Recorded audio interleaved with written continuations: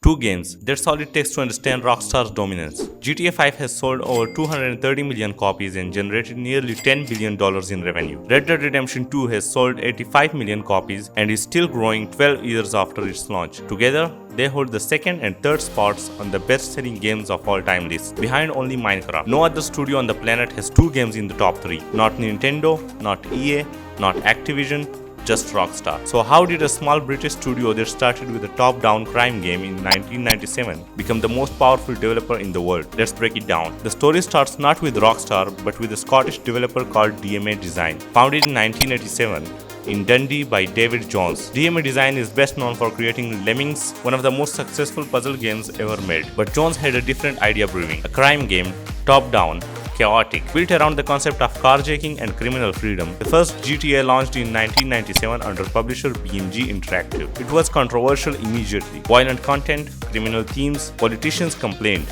But it sold, and at BMG Interactive, two brothers named Sam and Dan Houser were paying close attention. The Houser brothers grew up in London. Sons of a jazz club owner, they were obsessed with American pop culture, crime films, hip-hop, and the mythology of the American criminal underworld. When the first GTA prototype landed on Sam Houser's desk at BMG, he saw something nobody else did. Not just a game, a cultural statement, a way to put players inside the films they loved. He championed it internally and helped get it published. Then Take-Two Interactive bought BMG in 1998, brought Sam and Dan over, and in December 1998, Rockstar Games was born, a subsidiary of Take-Two, led by Sam as president and Dan as creative director, with DMA Design absorbed and later renamed Rockstar North. The first few years were about building a reputation. Midnight Club, Max Payne, Manhunt, Bully, these were good games, some of them great, but they were warm-up acts. The real story begins on October 22, 2001, when GTA 3 launched on PlayStation 2, and it changed everything. GTA 3 was the first game to move the series into 3 dimensions. You are no longer looking down at Liberty City from above, you are inside it. Third-person perspective, a living, breathing world with traffic, pedestrians,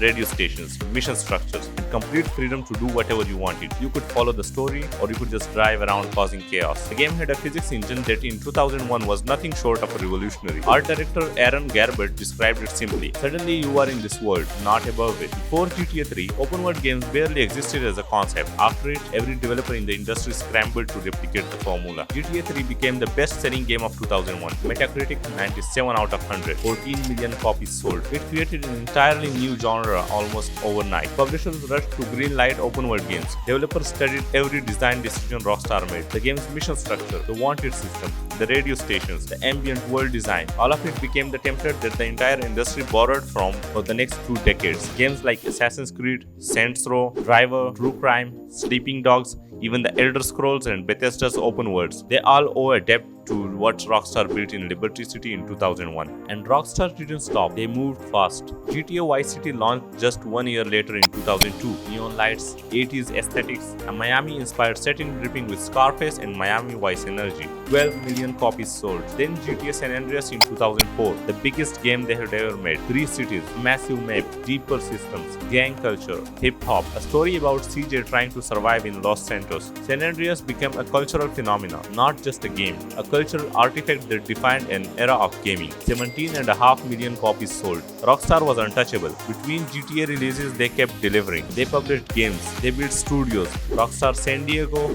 Rockstar Toronto, Rockstar Leeds, Rockstar Lincoln. They were assembling a global network of talent, all feeding into their main projects. And then in 2008 came GTA 4, Liberty City again. But this time, rendered with a level of detail and cinematic ambiguity that nobody had ever seen before. Nico Bellic, an immigrant from Eastern Europe trying to survive the American dream. Darker tone, more grounded story, better writing. GTA 4 sold 25 million copies and won dozens of Game of the Year awards. The industry acknowledged Rockstar wasn't just making successful games, they were making art. But nothing prepared anyone for what came next. GTA 5 launched on September 17, 2013 for PlayStation 3 and Xbox 360. It made $800 million in the first 24 hours, $1 billion in 3 days. The fastest entertainment entertainment product to reach $1 billion in history. Not just games, all entertainment. Films, albums, everything. GTA 5 did it in 72 hours. The game introduced 3 playable protagonists, Michael,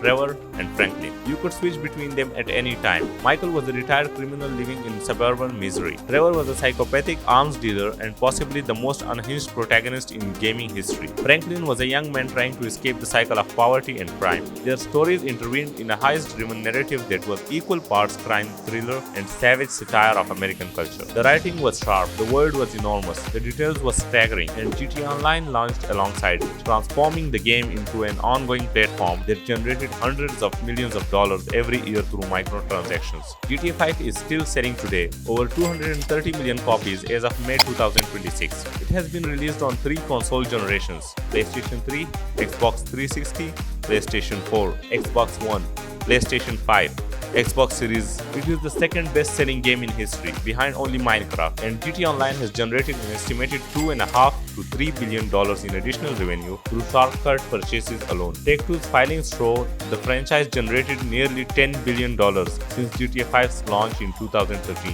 One game, over a decade, $10 billion.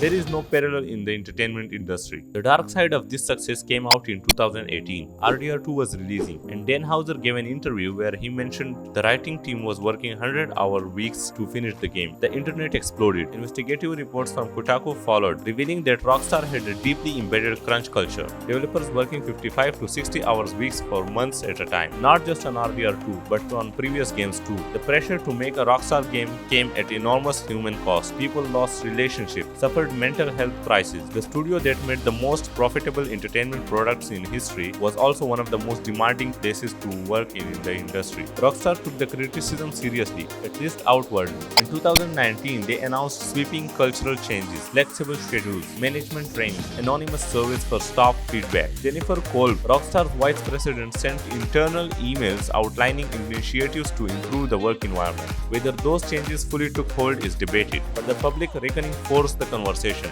Then in March 2020, Dan Houser left Rockstar. He had been on extended leave since spring 2019. His official departure marked the end of an era. Dan was the creative backbone of the GTA series. He wrote or co-wrote nearly every GTA game. He wrote Red Dead Redemption. His voice, his sensibility, his obsession with the American crime mythology, it was baked into everything Rockstar made. Sam remains as a president, but the Houser brothers running Rockstar together, that chapter closed in 2020. Dan went on to found Absurd Ventures, a new creative company focused on narrative content across games, films, and animation. What they are actually making remains unclear. Since RDR2, Rockstar has released nothing new. 8 years of silence, no new GTA, no new Red Dead, just GTA Online updates and GTA 5 re-releases. But here is the thing, they don't need to. GTA Online generates hundreds of millions every year. RDR2 is still selling at a rate that would make most studios jealous. They printed money with GTA 5 and they are still cashing the checks. And everything has been building toward one thing, GTA 6. Announced in December